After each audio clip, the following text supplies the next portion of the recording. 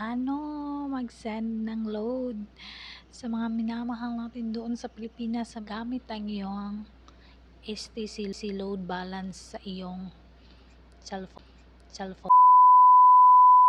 Hello guys! Welcome back sa ating panibagong video. So, for today's video is mag-share na naman ako ulit sa inyo ng aking mga nalalaman. So, paano mag-share load na STC load balance mo sa mga minamahal mo doon sa Pilipinas. So, kagaya ng mga junakish mo, mga boyfriend mo, families like that. So, pwede kang mag-load gamit ang iyong STC load balance.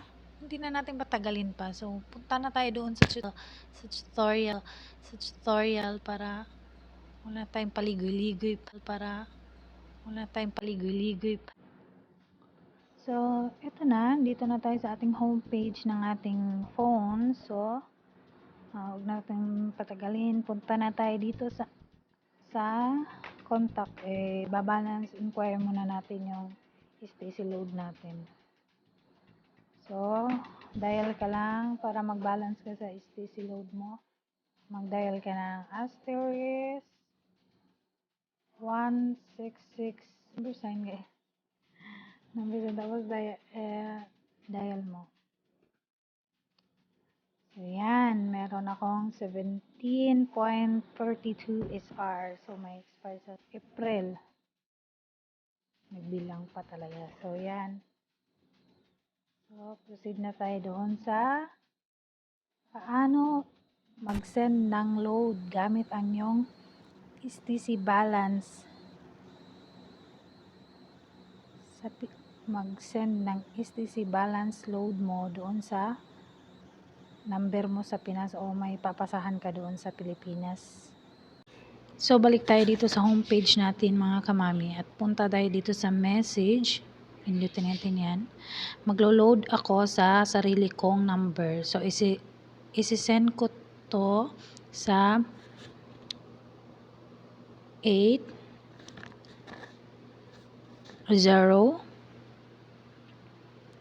1 5 0 0. So, ita-type ko dito sa baba is 133 asterisk guys ha, huwag yung kalimutan yung asterisk. Yan na X pa. Asterisk.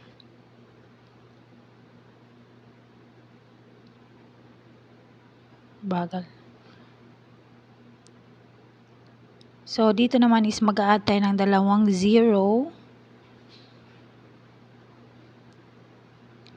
Mga kamami ko, wala pala itong space ha. Dire-diretso yung process natin ito. Walang space. Tanggalin nyo yung space. So, yung number pa lang yan is yung number na ginagamit ko.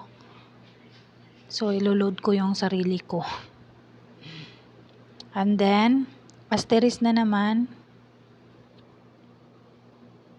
Tapos, lagyan natin ng 1. So, yung 1 pala, guys, is, meaning yan is, maglo-load ka ng 50 pesos sa yung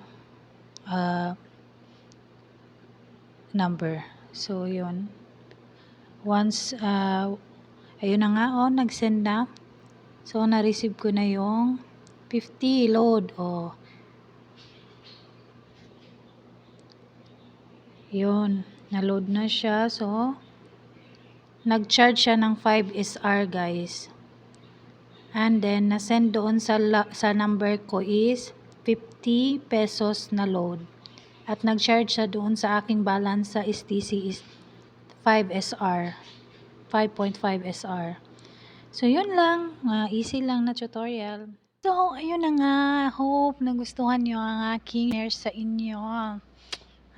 Mag-subscribe na din kayo guys sa aking channel. At paki-comment lang din kung ano mga gusto nyo sabihin tungkol sa video na ito. Kung na-impress ba kayo, na-boring ba kayo. Open lang ako sa mga comments nyo. Like and share and subscribe my channel guys.